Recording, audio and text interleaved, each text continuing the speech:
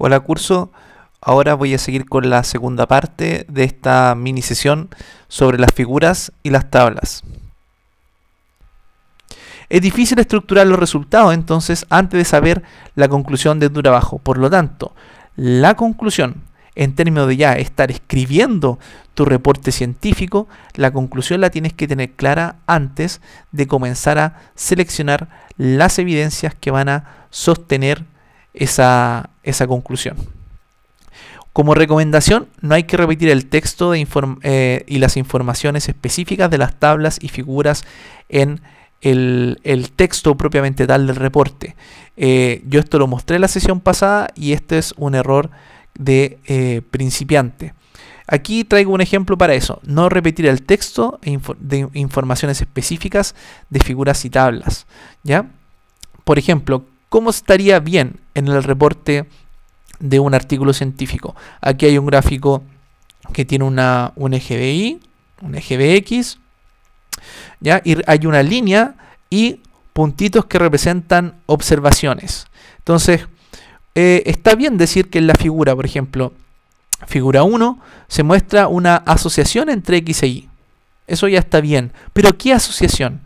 Entonces tratemos de mostrarle cariño al lector y hagámoslo mejor. Y mejor podría ser, existió una asociación positiva entre X e Y, porque a medida que aumenta Y, también lo hace X. Entonces, entre más claro, más específico, más fácil se le hace la comprensión al lector, es mejor. Y algunas recomendaciones generales para la utilización de tablas y figuras. Como en primer lugar, las tablas y figuras tienen que ser autoexplicativas. Tratar de que ya en solo mirarlas se entienda qué está sucediendo allí. Fíjense el ejemplo anterior. Fácilmente se entiende que a medida que aumenta Y, aumenta X. En orden de relevancia, se presentan los resultados más importantes en las figuras. Lo más importante, tratar que siempre caiga dentro de una figura. Un gráfico o figura complejo puede ser simplificado en una tabla y una tabla compleja puede ser simplificada en uno o más gráficos. ¿De qué depende? Del sentido común y de qué tan incómodo o incómoda te sientas con el reporte que estás haciendo. Si tus evidencias no encajan bien en una figura, puedes ir pensando en una tabla. Si tus evidencias no encajan tan bien en una tabla, puedes ir pensando en uno o en más gráficos. Y siempre prefiere las presentaciones gráficas más simples para que las figuras se mantengan autoexplicativas. Y no pongas valores numéricos sobre las barras de los gráficos. Aprovecha los ejes, pero no sobre las barras. Sobre las barras coloca simbología que muestre al lector dónde, por ejemplo, está la diferencia. Destaca dónde se encuentra esa diferencia si esa es tu intención. Aquí les muestro una tabla compleja que fue resultado de una investigación donde registramos en nuestra universidad las enfermedades orales más frecuentes del servicio de medicina oral. Entonces una tabla compleja que en la izquierda tiene muchas lesiones y hacia la derecha comienza a mostrar las frecuencias que asumen esas lesiones, por ejemplo, en relación al sexo del paciente, en relación a la edad o el territorio anatómico donde se encuentra. Al lector no le interesa saber el número exacto de la distribución. El lector siempre quiere generalidades, generalizaciones, y eso es lo que también tiene que buscar el autor. Eso es lo que tienes que buscar en tu reporte. Por tanto, ayuda a eso, ayúdale a recordar lo general. Él no va a recordar el número de tu artículo, va a recordar las tendencias, va a recordar las mayorías, va a recordar el fenómeno en general. Entonces, miren, aquí yo voy transformando esta tabla compleja en una figura en Excel, donde todos los números mayores van asumiendo colores más intensos y los números menores van asumiendo colores menos intensos. Después podemos borrar el texto y finalmente aquí ustedes ven ya esa tabla sobre una hoja de PowerPoint ahora, donde muestra a la izquierda todos los diagnósticos y hacia la derecha las frecuencias, pero ahora en intensidad de colores. Por ejemplo, el fibroma irritativo o pseudofibroma irritativo se encuentra principalmente, es más frecuente en personas entre 40 y 70 años. Eso muestra esta intensidad de color. O el mucosele, por ejemplo, en pacientes jóvenes entre los 10 y los 30 años, donde se encuentra principalmente en el labio. Y eso muestra los colores. Ya no interesa mucho el número.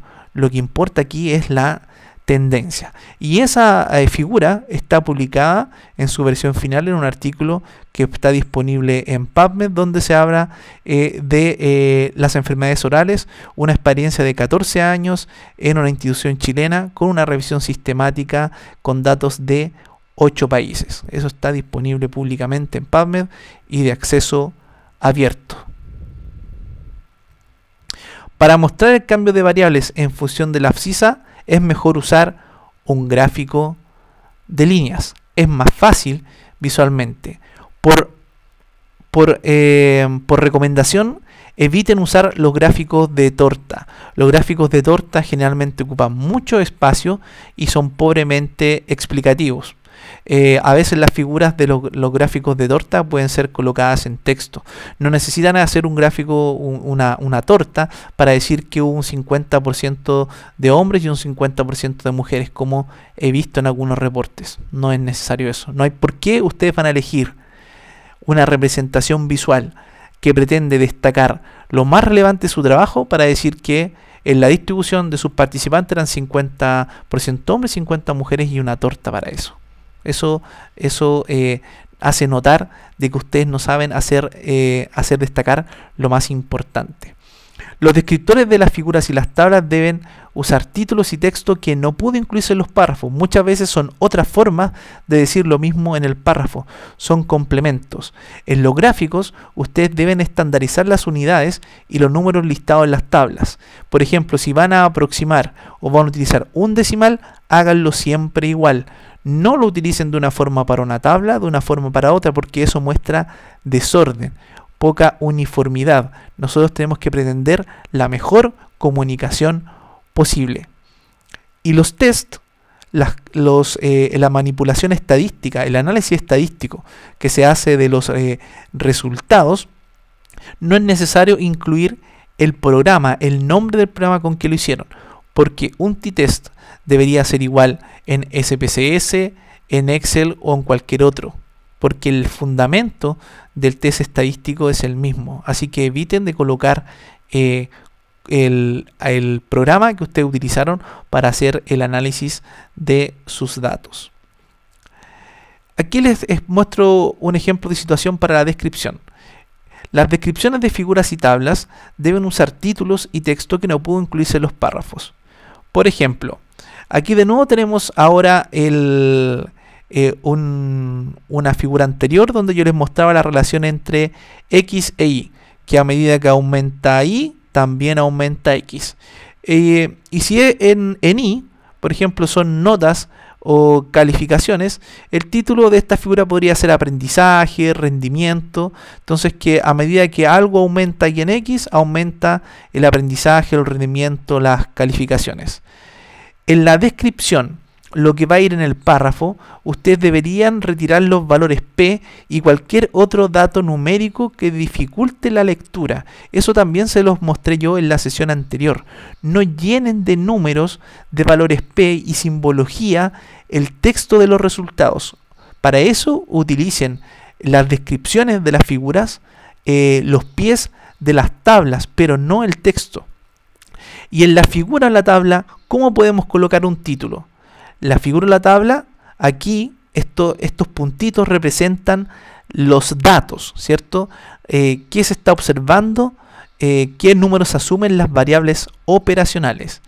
Para construir el título de una figura o tabla, ustedes utilicen las variables teóricas.